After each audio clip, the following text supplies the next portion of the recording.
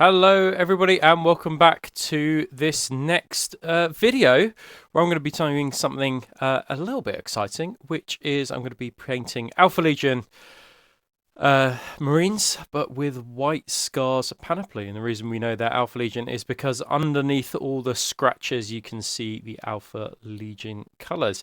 So this is going to be an interesting one today as we're going to go through how to do a I guess a double scheme. And how we'll use hairspray as well. Now, lots of these techniques we've covered before, but this is a completely new video for me. I've not really done anything quite like this before. The inspiration for this is some of the book. I want to say book 9. I think it's book 9 artwork where they had amazing White Scars Legionary, but actually underneath you could see Alpha Legion colours. So these are going to be part of my Alpha Legion army, ready for no retreat, so I can troll some White Scars player. So we are going to be starting with Mithril, which is the brightest silver in the Warpaints Fanatic range. This is just thin with a little bit of thinner, and then we're going to apply this over straight up black undercoat on all the parts that we want to have that Alpha Legion panoply underneath. So this is going to go for the backpack and it's going to go for the main model as well. I'm not going to faff around with any kind of red scars. I'm not going to paint them on today. I'm just going to rely on transfers to add that red, but I am going to do a red backpack, so we'll go through how to do a red backpack as well. So we're going to use Beowulf Blue and Plasmatic Bolt. You've seen me in a video do this previously. It's 8 parts Plasmatic Bolt to 1 part Beowulf Blue, and then that creates the color scheme. Now, in terms of this Alpha Legionary, this is like a really slimmed down, easy version. I'd usually use a couple more steps involved with this process to get a good level of contrast on the plate. However, because this is like the undercoat, we don't need to worry about this too much. We just want the blue to pop underneath. So we're just going to go for that really bright silver, as bright as it can possibly go, then the blue all over. I would say, if you've not seen the previous video, it's really important to build this up in lots of thin coats, and it takes to get the kind of blue that you're going to see on the camera right now, it takes 5 thin coats. So, you do 1 Legionary and then leave it, go do another, etc, etc. What you can see me doing here is I am applying some gloss varnish just to one of the shoulder pads. I could have done, and I, to some extent, regret not doing, more Alpha Legion transfers all over the model. But one Alpha Legion transfer on the shoulder pad, I think, looks quite cool. I think, though, there is an issue of being able to kind of see it properly. You've got to reveal quite a lot of the White Scars plate away to reveal the Alpha Legion plate underneath. So you could add more if you wanted to. Anyway, we're just going to sponge on a little bit of chipping here, some silver chipping. So basically, if the battle damage has worn away enough to get through the white of the White Scars and then the blue of the Alpha Legion plate, you can then see the silver underneath, the ceramite, I guess, underneath. Now, don't have a go at me in the comments. I do ceramite lots of different colours. For some schemes I do it silver, and for some schemes I do it like a brown colour. But for metallic schemes I just tend to do a silver kind of like coat underneath as ceramite. So we're going to use some hairspray now. This is Weller's, I think, or Silver Crin's firm hold number 4, and once the model is gloss varnished, you can then use this. So once the gloss varnish is dry, use this all over, and then we're going to reactivate that in a bit, but we'll come back to that a little bit later. So once you've used your hairspray, once you've used gloss varnish and then you've used your hairspray over the top, you can see it's very shiny because of the gloss varnish now. We are going to use pure white all over the model. Again, build this up in thin coats. What we don't want is it to go on really thick and then it's all wet, and then it will make the paint start to crack because it reactivates the hairspray. We want to try and avoid that. So nice thin coats, exactly as we did with the blue. Do 1 model, thin coat, then come back to it. Okay, let it dry and then come back to it. You might be wondering, how bright or how white do I need to take this? My reference was once I couldn't see the Alpha Legion transfer any longer, that's when I knew that I had a really good coat of white.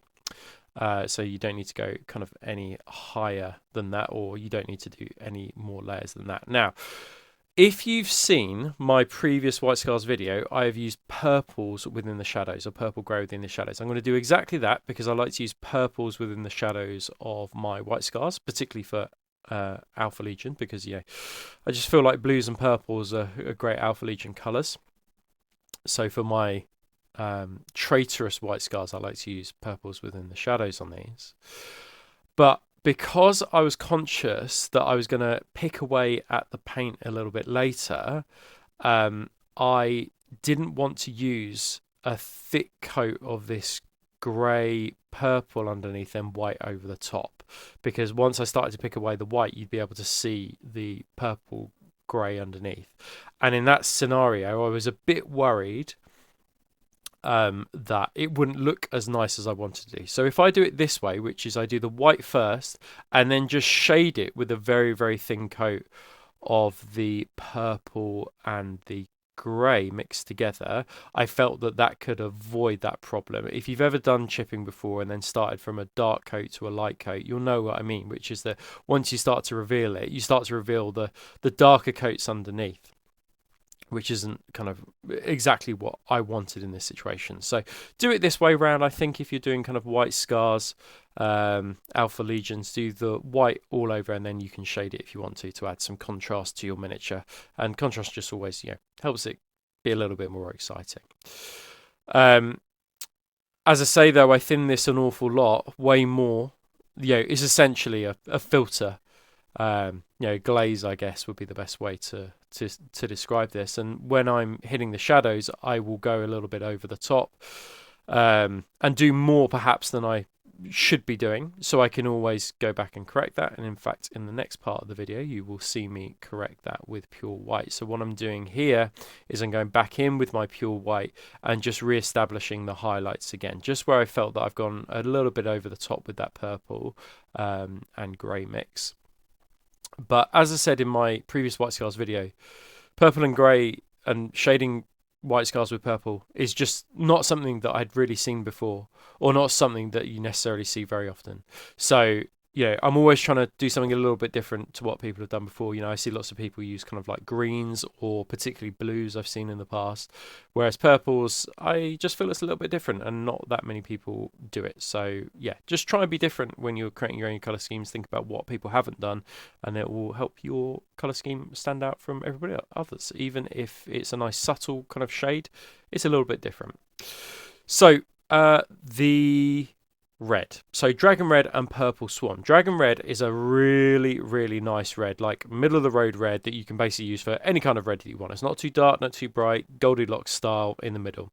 Now, what I needed was a full-bodied red, something that I could lay straight down over our turquoise colour and it would give a good coat. And as you can see, I needed about 2 thin coats of this red and it went over really, really well. It covered it really well. And as you may know from using, say, some airbrush reds previously that I've maybe used on the channel, so a good example is a Vallejo red. Vallejo is not an opaque red. They're kind of their model air red.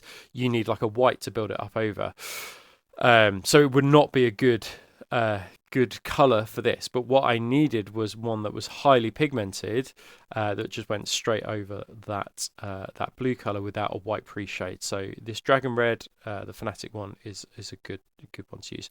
I'm using speed paint now.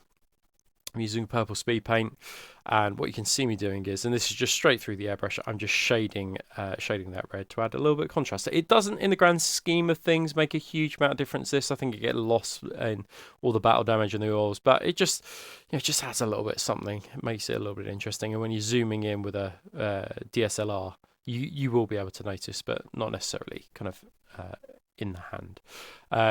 And this is going to be the red that I kind of use throughout the rest of my time when using White Scars. So let's activate or reactivate that hairspray now. So what I'm doing is I've got some brand new fresh water, and I've cleaned out my airbrush cup thoroughly, with also any paint particles in there just to make sure I'm not hitting it with paint particles. And then I spray water all over the model. I let it soak in for 10 seconds. And then what you can see me doing here is I'm just scraping away with a sharp scalpel. Now, this is a scalpel. It's not a hobby knife. This is like a blade that they might use in like operations and things like that. It's super duper sharp, but it's perfect because it's got a great point. And can create all kinds of scratches and all kinds of marks. And what you need to do, and this is quite a laborious process, if you do this on say 10 minis in one go, this is going to take you a while. And I just did this back to back, really. You know, what you see of me filming, I basically did it in all one session. I don't know how long Hairspray will last for. I definitely wouldn't leave it for overnight or 12 hours. I would try and do it within an hour or two of me applying the Hairspray and then putting the coats down. I try to do it fairly swiftly. But as you can see here, what I'm doing is I'm just revealing some of the paint. On the shoulder pad is a particular focus because I'm just trying to get to see that transfer, although it's quite difficult because obviously it's over a white a white layer over the top, so it's difficult to know what a transfer is and what's just bit of paint left over. But think about where the most amount of wear and tear will be. I focus later on the boots and on the shoes as well, but certainly the edges of armor. And this means that you don't have to edge highlight, you know, because you're negatively edge highlighting the model, and edge highlighting wouldn't be appropriate here either.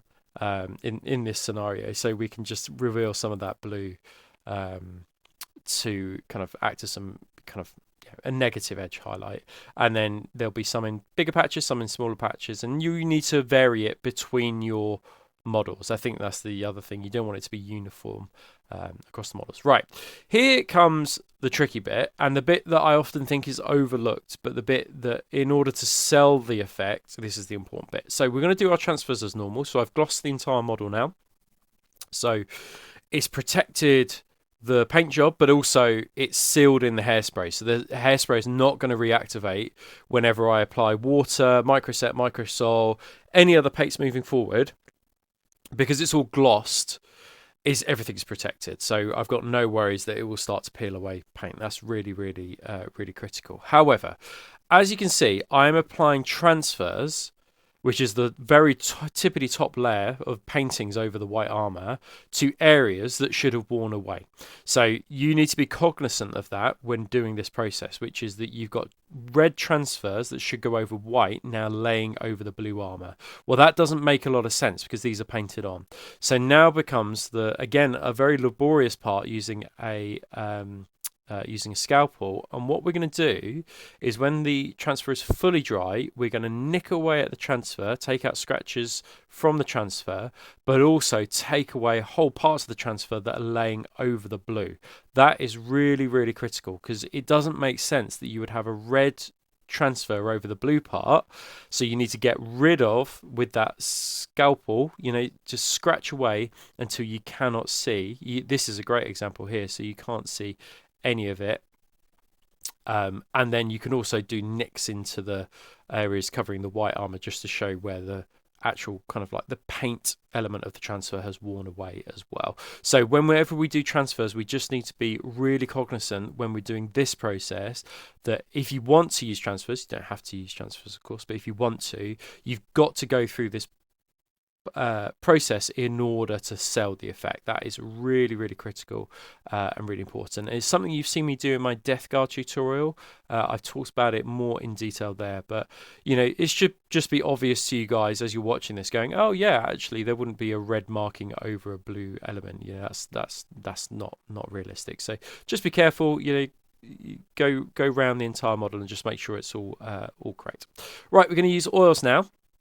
Now, I'm going to use a kind of a grey, purple, brown mix, and this is a mix of paint grey, burnt umber, violet oil, and some white as well, just mixed with some spirit, some white spirit. And as you can see, I'm just making a big batch up here, and I wasn't entirely sure about the color that I wanted to use, which is why I'm kind of just doing it like this. I'm kind of mixing and mixing until I get a color that I like. But I definitely wanted purple tones within there because we obviously have purples in the shadow, so it's all linking it together. But I also wanted it to be dark enough, not super purple, but dark enough to represent a reasonable pin wash. And because now the entire model has been glossed once I've done the transfer, so there's an awful lot of gloss varnish used in this in order to seal every stage of the process.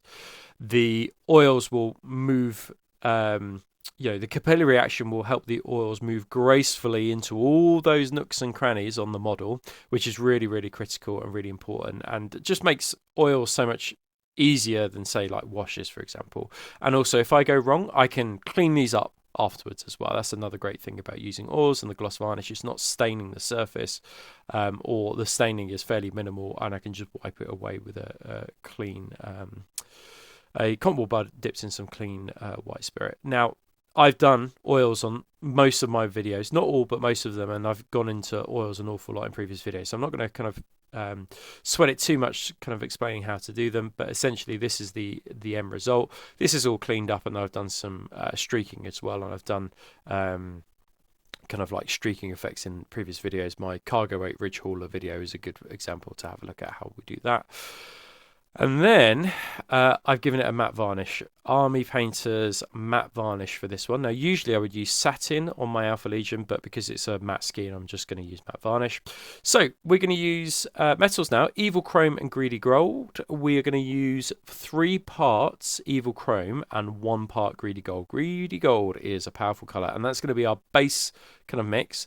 And then I'm going to mix in a little bit of rough iron into that base mix. So you can just see my darker color here, and this is going to be the base color, and I guess it's a nice brass color, is the way to describe it. I don't think you need to tie yourselves in knots too much about whether it's a gold or a brass or whatever. I just think it's a nice appropriate color for the White Scars. Looking at their color plates, I didn't want something too blingy. I didn't, an ultramarines gold is not appropriate for the White Scar. Something a bit more earthy, like a brass like this, with mixed in with some rough iron, I think is a good mix.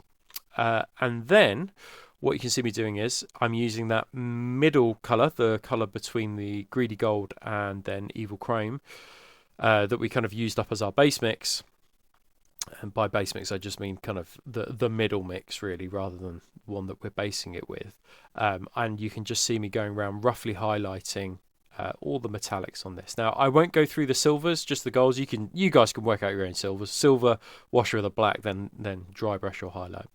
Then we're going to use Wash Dark Skin Shade. This has become one of my new favourite shades for anything brassy. This is like a purple brown, which is really, really nice. Will work really well with coppers as well if you want to do coppers. But this is just a great wash, nice thin wash, and then we're going to do a little bit of edge highlighting and just refine those highlights a little bit later. We don't need it too precise though, because obviously this is a bit of a battered and a beaten marine. But yeah, use this wash, really nice. I think you'll have great success with this just because it's nice and purple. And then we're going to mix some Mithril Silver into that base mix, that medium mix, the middle mix that we used before, just to create kind of like an edge highlight. So it's definitely not a gold any longer, and definitely kind of, yeah, as I say, it's kind of a desaturated brass bronze kind of vibe to it. And then what you're going to do here, once you've applied your wash, you're then going to just do some final tippity top highlights, some edges, just to pick out those key elements, and then do all the studs as well. I definitely think doing the studs on this is really important. I think it helps it to stand out. On some, I would say don't bother. It doesn't need to. Death Guard and stuff like that, you don't need to. But on this, definitely. Right. So soft armor. Grim Black speed paint, straight up Grim Black speed paint, just over any soft armor elements. This is perfect, nice and easy for White Scars, complete doddle, because you just use this and then it's just naturally highlighted. It's just such an easy way to do soft armor joints. And even if I was doing, say, Ultramarines, I would just paint it white and then use this, and then it's nice and highlighted, and you don't need to spend too much time worrying about the soft armor joints. They're not seen that much, and nobody's going to be judging your painting by its soft armor joints. So make it look reasonable, but you can do it relatively quickly. And doing it this way, nice and quick, perfect, saves time, because it's a speed paint, it flows really, really nicely. Yeah, so you can see here, you know, I've added on the silvers. As I said, don't need to talk about that too much. I've done the black elements on the front. And I've just highlighted those with some greys, you know, nothing fancy, just a mid-toe grey, uniform grey, and then I did a tippity top highlight in the corner, and then these are now basically ready for the basing. So I used a texture paint that I use on all my Alpha Legionaries, and then I've just used some weathering powders, and I'm mushing them in. Now, lots of people ask me about this. This is basically a red oxide kind of weathering powder, and then I've used a fluorescent orange pigment mixed in with that brown color, with that red color as a base, and then what I'll do is I'll just dot round that pure fluorescent color, and that will give you a real zing to your Mars bases. It really is as simple as that. You can see you need to seal it with White Spirit, otherwise it will go everywhere, or Pigment Fixer. I find Pigment Fixer dries quite glossy, so I'm not a huge fan of it. So White Spirit does a good job, but these will make your models pop off. Your bases pop off the table. Really, really important. And as you can see, this is it. This is what they look like. So kind of like a subtle effect. These are just going to be tactical Marines to go in with my Alpha Legion army. The whole theme of my Alpha Legion army is that you know, they're basically undercover, kind of like White Scars, using Rewards of Treason, White Scars units, dead White Scars around the bases, etc., etc. You know, trying to infiltrate the Alpha Legion. But I think these will be a cool addition. Tells a bit of a story, and I think anything that you do with your army like this, even if you got like an Imperial Fist and add one Marine like this, I think it just adds a little bit of story, bit of narrative to your force. Anyway, hope you enjoyed the video, guys. If you haven't already, don't forget to subscribe. I'd love you to leave a comment. Thanks ever so much, and I shall see you on the next video.